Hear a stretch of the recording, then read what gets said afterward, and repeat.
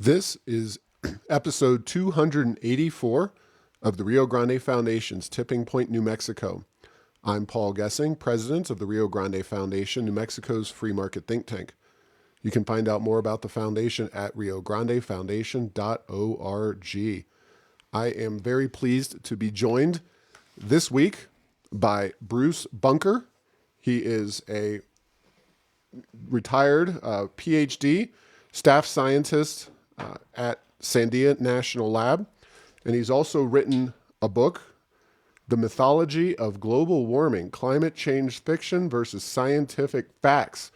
So we are going to lay some truth on folks today here about global warming. Not only that, but I think we're going to talk a little about COVID-19 as well. But welcome to Tipping Point, New Mexico, Mr. Bunker. Well, it's nice to be here. Thanks for inviting me. Yeah, and found out about you and your work recently, and I may have even seen your book from the Heartland Institute folks. I think they maybe had shared your particular book, and we're going to talk about your research in the area of global warming and the climate. And before we get into your background at Sandia and some of your scientific work on these issues, give me the elevator speech, if you will, on global warming / climate change. Okay, well, the bottom line is that people do not need to worry about the planet being destroyed by fossil fuel emissions and carbon dioxide emissions that are human-based.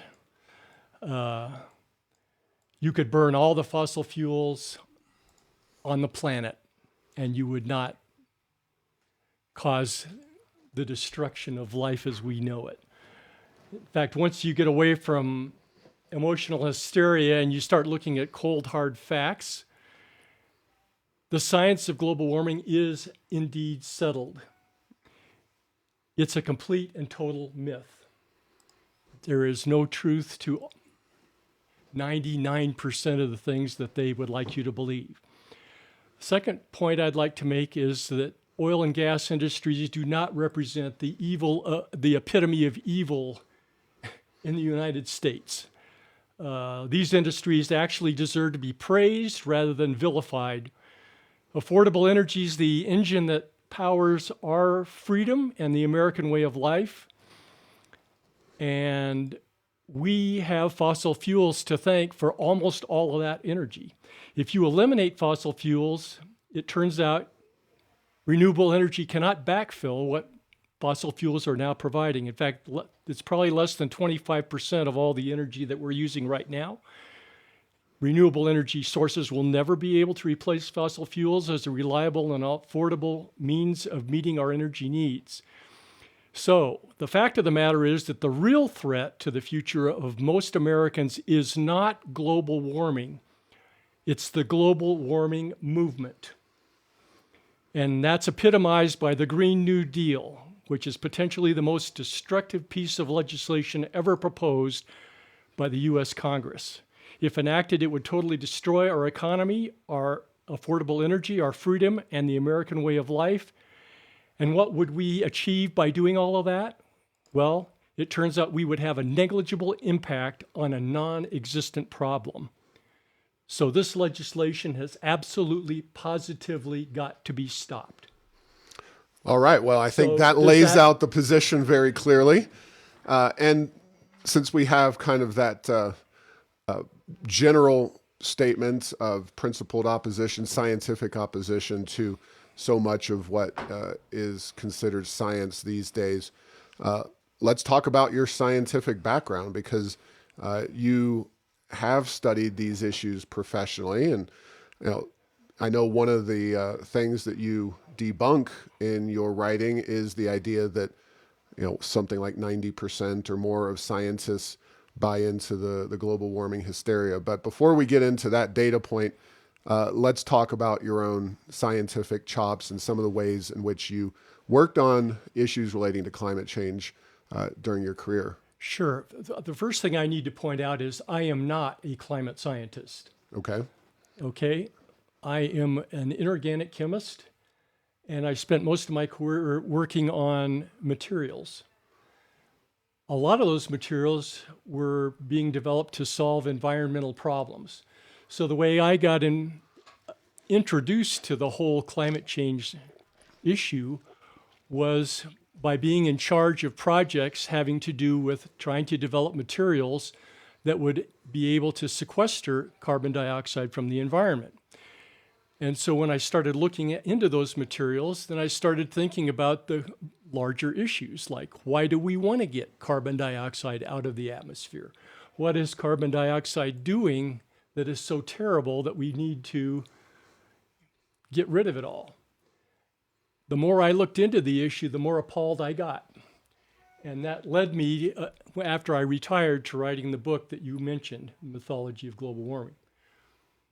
Does that help? That does help. So you're a chemist by training, and that's obviously an area where... Oh, I needed to say one other please, thing. go ahead. And that is, I would not be allowed to say the things I say in that book if I was a climate scientist. Okay. I would not get funding. I would be ostracized by my peers.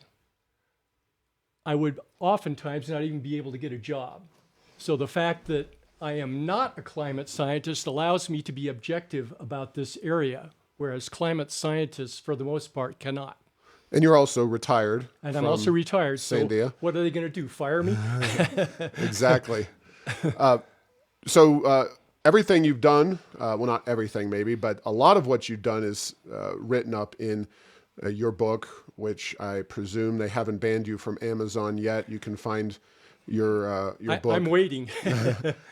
In certain areas. And, I don't know, do you have a website or anything where you compile some of your work, or where would they find out about more? I would say the book is pretty much it. All right. Yeah. But I'm not here to push the book. I'm here to let people know Sure. what the facts are. All right. So you worked on these issues at Sandia. Essentially, you were tasked as a chemist with trying to get CO2 out of the atmosphere as a way of addressing human-induced climate change. And you are saying that your findings when you were doing this essentially were that humans aren't causing climate change. CO2 in the atmosphere put there by humans is not an issue. So without getting, I know this is the tough part for scientists, but and you can say whatever you want, but whatever, try to be as informative without being overly wonky in this conversation. I will do that. Yes. And first, I thought what I'd do is I would lay out what the climate change hypothesis is. Fair enough. Where it comes from and what the claims are. Sure. And then we'll go back and say which of these claims are justified and which of them are not. All right. Okay, so the first claim, which is correct, is that carbon dioxide, which is produced when you burn fossil fuels, is what's called a greenhouse gas. And a greenhouse gas is something that slows the rate at which heat escapes the earth if it's in the atmosphere. I hope that's sufficiently simple. Okay, so we know that it's a greenhouse gas. We know that if you burn that, you release carbon dioxide into the atmosphere. The next thing that is correct, that is part of the narrative, is that this release is large and it's increasing at an exponential rate. And I can hold up a graph that shows that if you want. So this is what they like to show you, is that it's really going up. And a lot of that increase is due to increased economic activity within the third world. And basically, just because we also have our audio listeners, you're showing a chart that begins in 1900, ends sometime after 2000, and it's pretty much a exponential increase in fossil fuel emissions since 1900. Right. So the industrial age, you could say, that's when it started. And at this point in time, the amount that's being released is 33 gigatons a year of CO2, and that amounts to like 6,000 pyramids of Egypt, if you want to get an idea of how much mass that is. Of course, relative to the mass of the atmosphere, that's nothing. But In human terms, that seems like a very big number. Okay, so that's also correct. So we know that the carbon dioxide levels have been really going up. Another thing that has happened is since the beginning of the industrial age around 1900, there has been a temperature increase, an increase in the Earth's temperature. So that is also correct. We're done with the things that are correct. The next thing that they would like you to believe is that carbon dioxide and temperatures of the Earth were all constant prior to the start of the industrial age. And what that would mean is that any increase that you're seeing in temperature is directly proportional to the amount of carbon dioxide that you're pumping into the atmosphere. Is That's what you hear, yeah. That's what you hear. Okay, so if you look at that, that means originally when they started making a comparison, that says that the temperature of the Earth should increase by about 2 degrees Fahrenheit for every 100 parts per million of CO2 pumped into the atmosphere. Okay. Now, of course, that number wasn't scary enough. So then they started, well, we got computer models, so it's actually a lot worse than that.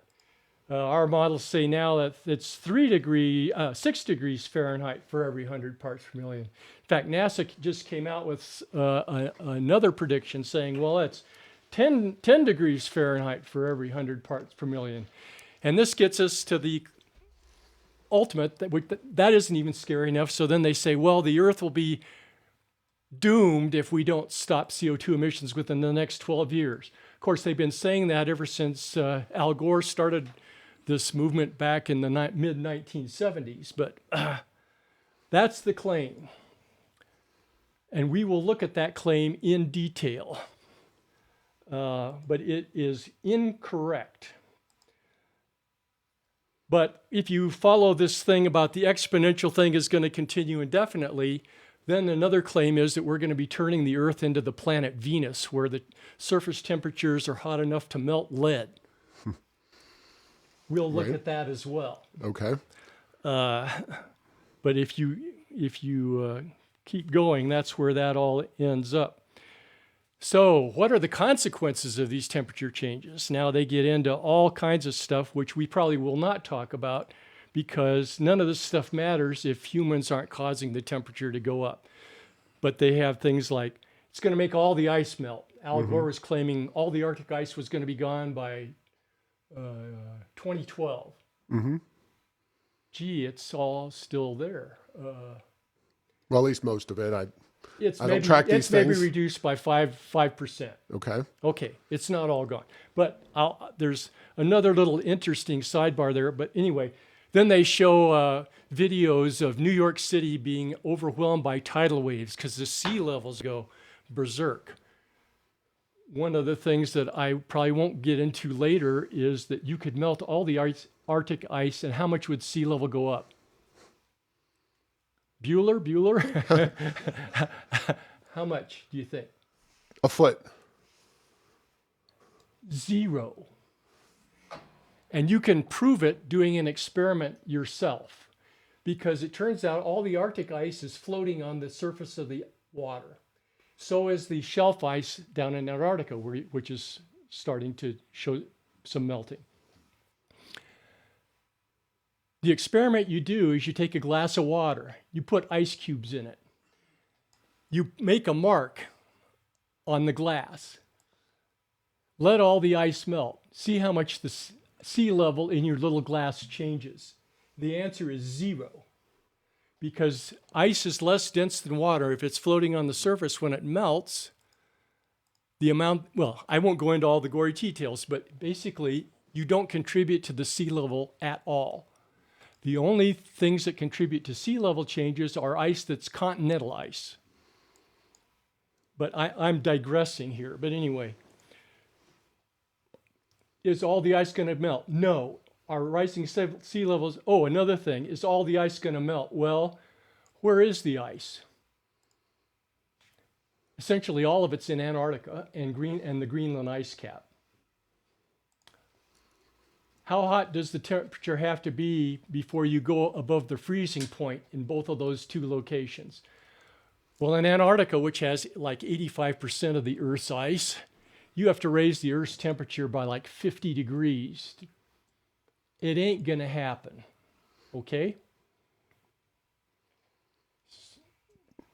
Okay, catastrophic weather.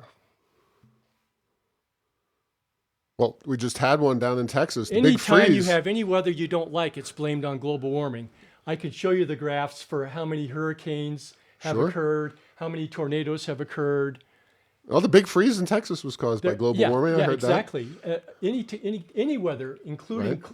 global cooling, is blamed on global warming. And I can show you graphs that say that there has been no change in the number of tornadoes. There has been no change in the number of hurricanes. There has been no change in the amount of droughts. In fact, you have more rainfall over the continents when the temperature is a little warmer.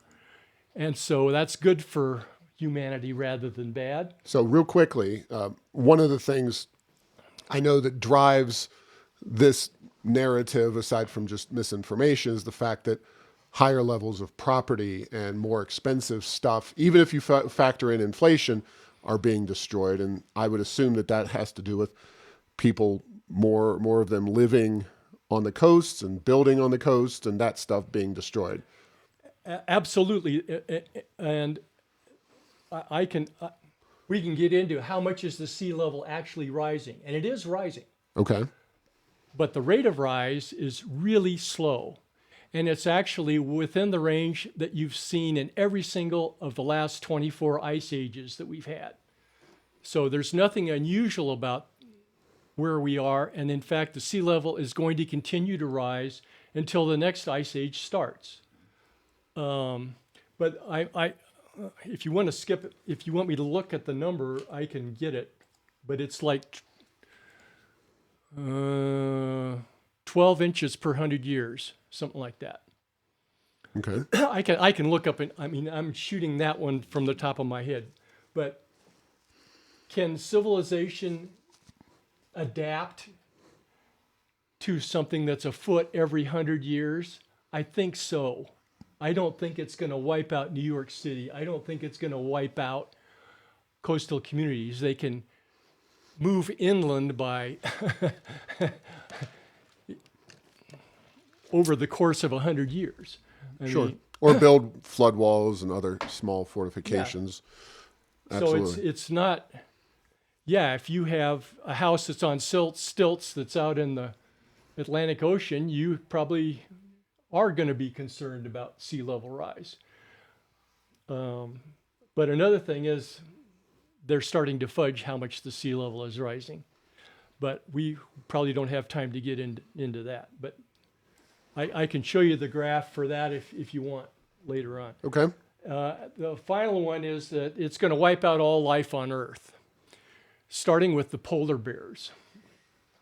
They always show the poor polar bear with mom with the cub on the ice floe that's melting, and oh, the polar bears. If you look at actual polar bear populations, they've increased by a factor of 3 since the 60s. Now, I could say that, well, global warming is helping the polar bears. Mm-hmm. That would be just as fraudulent as some of the global warming's wiping out the polar bears. The reason there's more polar bears is because they put a ban on hunting them. So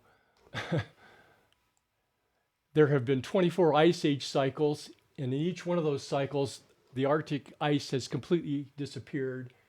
Did the polar bears go extinct in any of those ice age cycles? No. You don't have to worry about the polar bears or any other life form that I'm aware of. Okay. So most of those things are things that they're attributing to global warming. So then we can get into what is actually happening. Okay. And is CO2 the cause of it? All right. Let's do it. Okay. So I told you a while ago that they have these models that say it's anywhere from 2 to 10 degrees Fahrenheit for every 100 parts per million. of CO2. Well, you know, they've been collecting that data since the start of the industrial age, which was 100 years. How long has the Earth been around? 3 billion years. They have a geological record. They know what the temperature of the Earth was for most of that time. They know what carbon dioxide levels were for most of that time. So if this model is correct, let's get in a time machine and let's go back in time and let's see if this correlation of 10 degrees Fahrenheit per 100 parts per million holds. So maybe I can hold up this next graph. This shows what carbon dioxide levels and temperatures have done over geologic time. The top curve is carbon dioxide. And I'll just say again for folks with no video, is that broadly speaking, CO2 levels in the Earth's atmosphere have been declining over time, with some upward and downward over the, what are we talking about? How many, 700 million years? This graph is 700 million years. Okay. But if you go to the primeval atmosphere, right now, in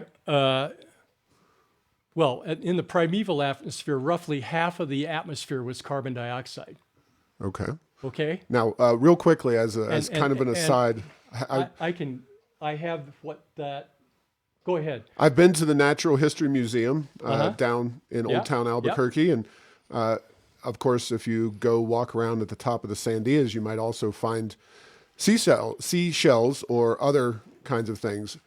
I don't recall when that exactly was, but is it on that chart? 700 million years. Absolutely. All right. Absolutely. In fact, this chart covers pretty much the most of life on Earth. Okay. Okay.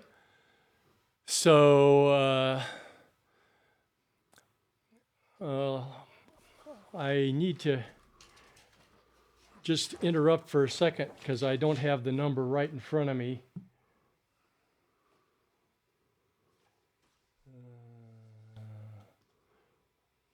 Okay, so the concentration in Earth at the beginning was 300,000 parts per million.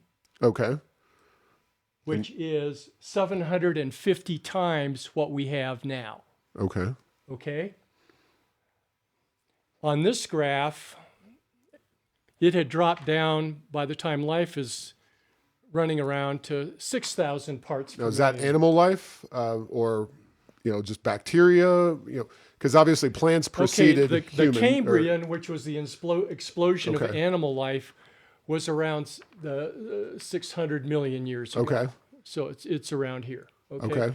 Now, if you were to take the correlation that I told you about the CO2, so there's a couple things. First of all, this is where we are now. Are CO2 levels higher than they've ever been in the history of the Earth? Not even close. No, they're in fact almost as low as they've ever been in the history of the Earth. Okay. They're not the absolute lowest, but more than 95% of the history of the Earth, CO2 levels have been higher than they are right now. Now, would that be a factor of having plants, just sucking in massive quantities of CO2? You mean, why is the CO2 dropped like that? Right. That's an excellent question, and I will give you the answer. There are two sinks for the CO2. One of them is photosynthesis. So when life in the oceans started, photosynthesis was there early on. And what photosynthesis does is it converts carbon dioxide into oxygen.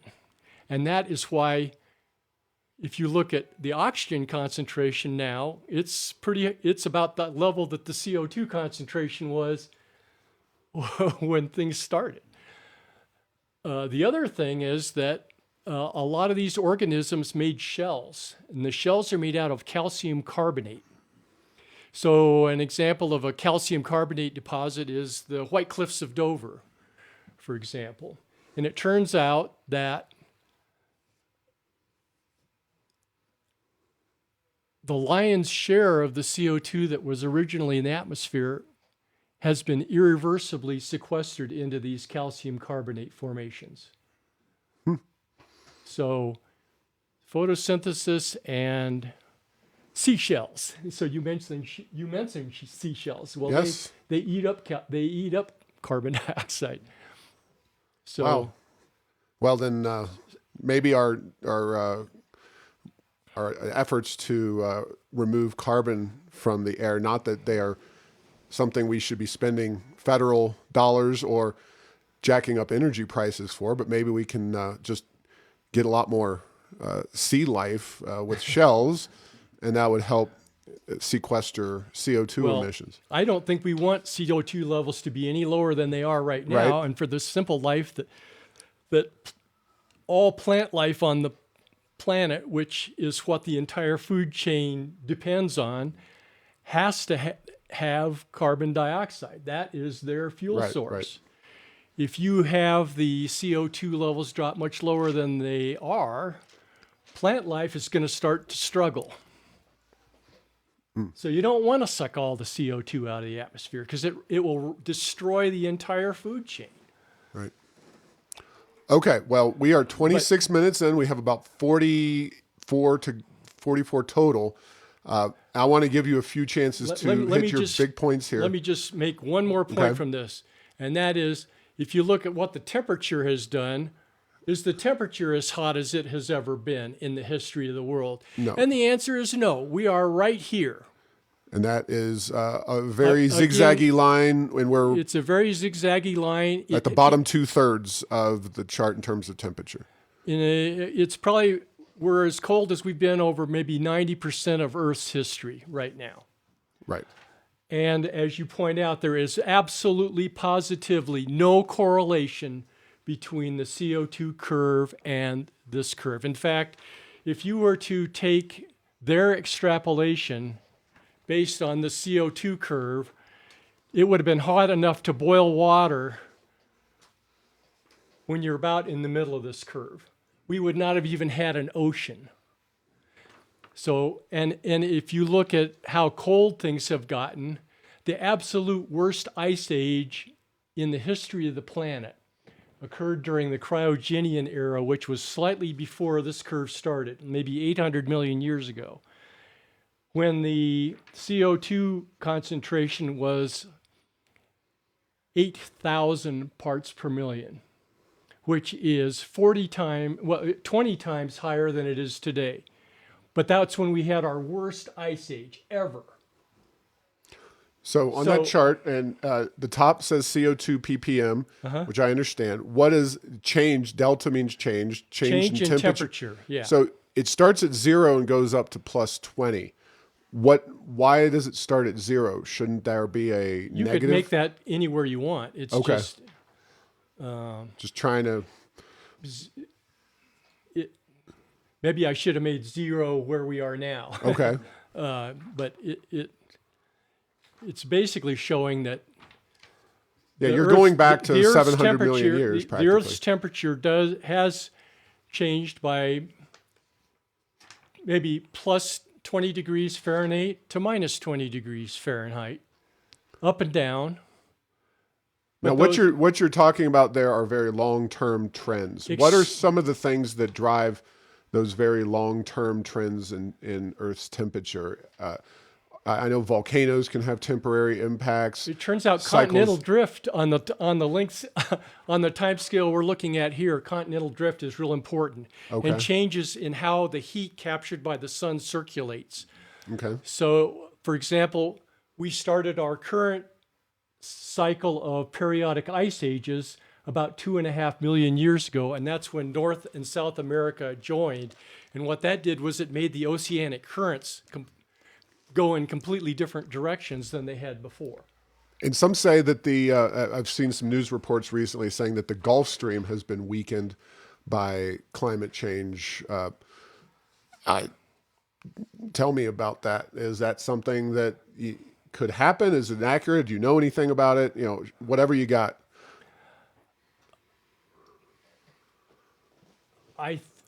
The temperature of the ocean has undergone a slight increase. I am not enough of an oceanic expert to predict what that's going to do to the strength of the Gulf Stream, Okay. but That's it could very well happen. okay. I'm not going to. I am not an expert enough to declare one way or the other. Well, next time we'll have you on with Mark Ronchetti, so you guys can he can share his meteorological expertise and combine that with your chemistry knowledge. But you've got a pretty good case here so far. So I do want to just warn you that you wanted to talk about the fallacy or the flaws with renewables, and you said you wanted 10 minutes at the outset. So you have about 5 minutes to do whatever else you wanted to talk about before we get into the issue of renewable energy and its many flaws and problems. Well, let's see. I guess I've hit the high spots, except. So how about cycles of the sun? Is that something that drives climate change? Here we go. There, all right. Now that you mentioned it. All right. Okay, so if you look at actual data for what the Earth's temperature has done, maybe since the time of the pyramids. Okay. It's a good long period of time. It's not. This doesn't go back quite that far, but there have been. This is what the modern climate history has looked like. Okay. So we went through a period that was called the medieval warming period, where the temperatures were actually slightly warmer than they are today. Mm-hmm. Then the temperature dropped, and we went into what's called the Little Ice Age, which lasted until just before the Industrial Age started. Since that time, the temperature has been going up again. Okay. Now, over that same time, they have been able to gauge what the degree of solar activity is based on things like sunspots. Actually, the ancient Chinese were looking at sunspots, and so that goes back a long ways in human history. So here's what the solar activity looks like over that same time span. Now, it's not identical. Solar activity. So a little over 1,000 years ago, it was fairly elevated, and then it dropped fairly. So basically, when we had the consistency. medieval warm period, we were Right. in this region where it was Okay. fairly high. When we went into the Little Ice Age, it dropped, Okay. and now it's gone back up again. So you're saying that at least it looks like So increased solar activity is related to a warmer planet, and decreased solar activity is related to a cooling planet. That's right. Okay. Then that address your question? Yeah, I think that's a fair. Do we know Now in where the things meantime, are going? In the next? meantime, let's go back to the climate change advocate. Is this what the? Well, we can't do that. Okay. I can show head to head. Well, That's fine. I don't have time.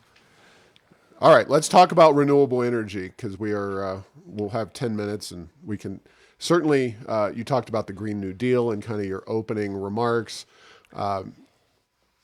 There's a lot of activity nationwide with the Biden administration and here in New Mexico where if not bills passed, there are certainly bills moving through the legislature, and there's a lot of interest in Santa Fe in transitioning away from what really amounts to New Mexico's biggest export industry and money maker, and that is the oil and gas industry. And you're saying that the push for renewables is contrary to not so much economics, which I would certainly use because I'm not a scientist like you. I go with the field that I am aware of, and my view is always that if we want to, That's your pile. I'm missing an important pile, which Okay. is the renewable energy pile.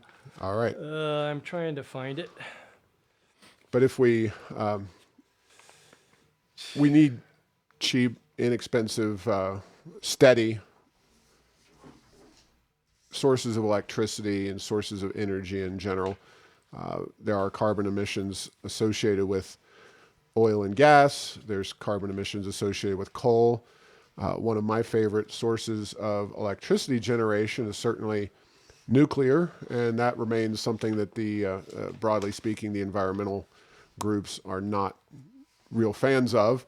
And then you get into the wind and solar kinds of sources of electricity. So Well, let's talk about the big that. picture on energy first, All right. and then we'll see how renewable energy fits into that.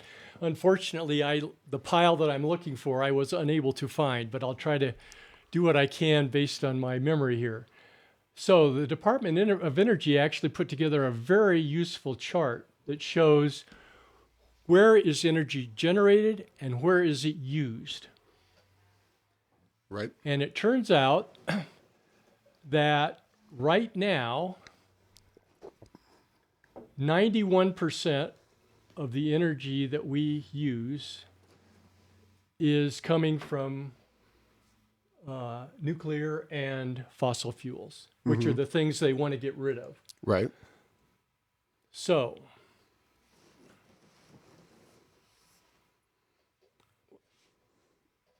we have to replace 91% of all that energy with renewable energy. That's the claim. Mm-hmm.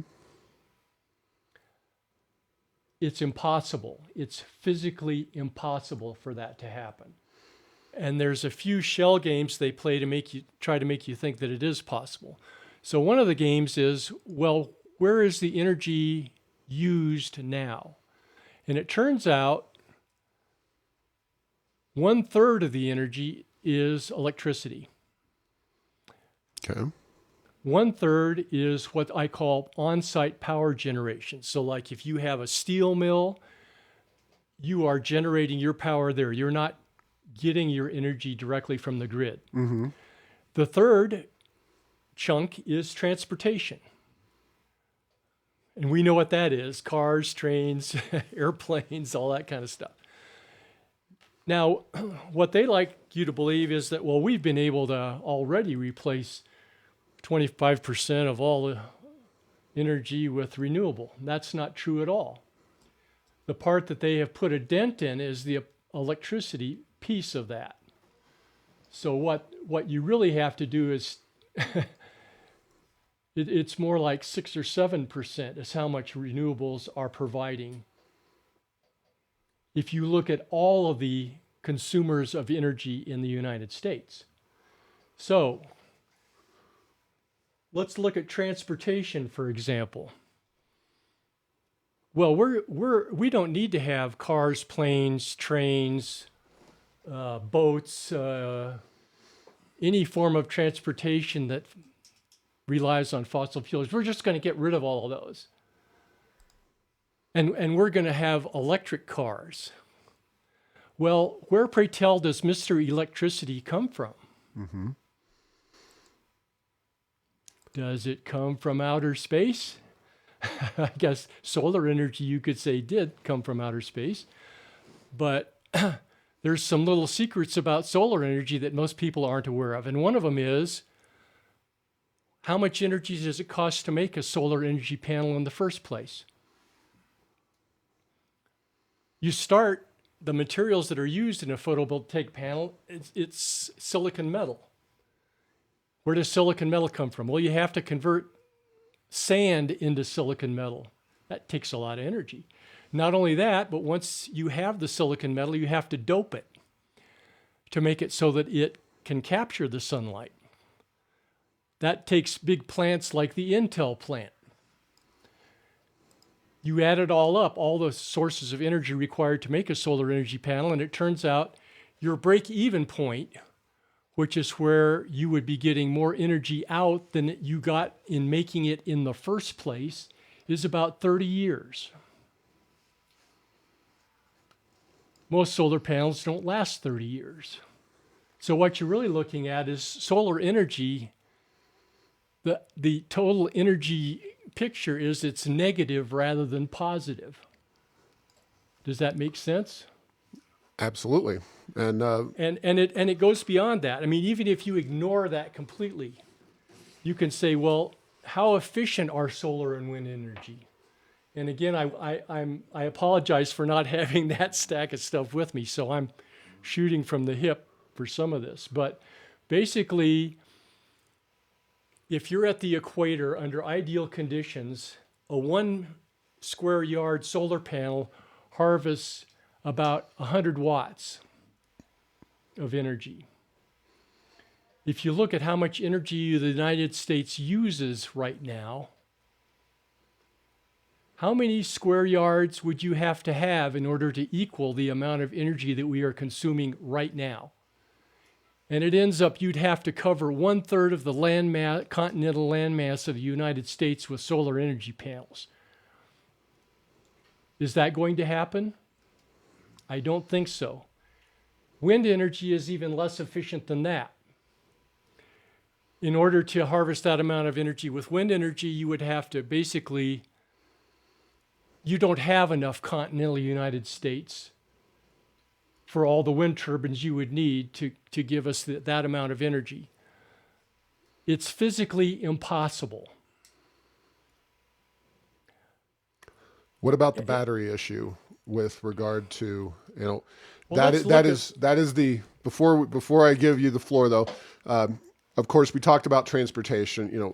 You can make some data look like renewables are making inroads in traditional electricity generation, but the challenge has always been lack of energy density, I should say, and transportation. Now, some folks like Elon Musk and seemingly most of the major automobile manufacturers like GM think electric vehicles are this great solution for the future, and talk about that, because there's going to be a lot of battery manufacturing and mining and et cetera that's going to go into that. There's 2 dimensions to your question, and I'm going to start with the one that you didn't mention, and that is, let's talk about the power grid. Okay. Right now, the United States power grid is aging, and we can't even keep up with maintaining the existing power grid.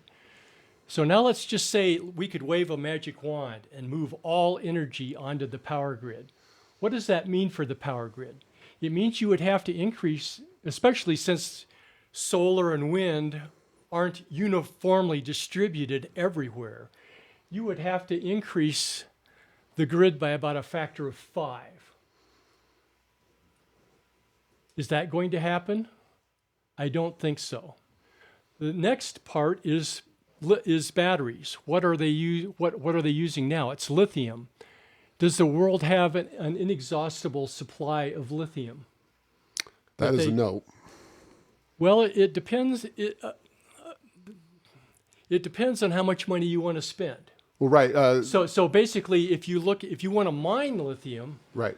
the amount of salt deposits that have lithium are actually quite limited. There's no way that you're ever going to come close to meeting the needs of the transportation industry given those reserves. However, it turns out there is a lot of lithium dissolved in seawater. And you can extract the lithium from seawater. Are we going to ask how much that costs? It's very expensive. So basically, we move from a regime where we have fossil fuels, where we talk about affordable energy, into a regime where nobody can afford the energy. Okay. And what that means is basically the collapse of the free market system. Right. No doubt that would be. And your standard of living and yeah. whatever. Well, is that so? Go ahead. I hate to do this to you because I know you said 10 minutes, but we're right up against it in terms of the amount of time we have available. So let me give you any final comments here before we have to sign off. Well, I don't know if I've touched upon the key issues or not, but it basically, if you run through the narrative, humans do not control the Earth's temperature. The sun does. Humans do not, this is one thing I didn't mention. Humans do not control how much CO2 is in the atmosphere. It turns out biological emissions dwarf those emissions. Another question, is carbon dioxide the dominant greenhouse gas on Earth? The answer is no. Water is. In fact, CO2 is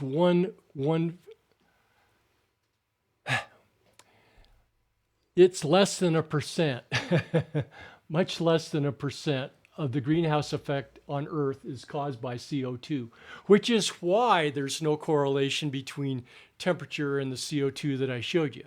As far as U.S. impact, there was an article that was put out in the Albuquerque Journal recently saying that New Mexico can have a big impact on the 33 gigaton CO2 problem. Well, how much of the Earth's CO2 is generated in the United States? And how much of that is generated in New Mexico? A tiny fraction. The U.S. is, I don't know, maybe 14% of the world. If you throw in New Mexico, it's maybe 0.1%. Mm-hmm. So you're going to throw out the entire oil and gas industry in New Mexico for what? You're going to change the amount of CO2 in the atmosphere by how much? You aren't even going to change the emissions by 0.1%. And it turns out natural processes like adsorption into the oceans, biological activity, they eat up a lot of the CO2 that we actually emit into the atmosphere. In fact, all right. Well, anyway, I've Bibled on too long all right. already. Well, thank you very much, Bruce Bunker. Again, the book is The Mythology of Global Warming, Climate Change Fiction versus Scientific Facts, available at a bookstore near you or online, presumably. It's Barnes & Noble or Amazon. Great. Are the only places you can get it, I think. All right. Well, thanks for listening to this week's episode. Find all episodes at tippingpointnm.com or at the Rio Grande Foundation's YouTube channel. Subscribe to the show at Apple, Stitcher, or have Google Home play Tipping Point, New Mexico. Thanks to Path 3 Marketing for producing this show.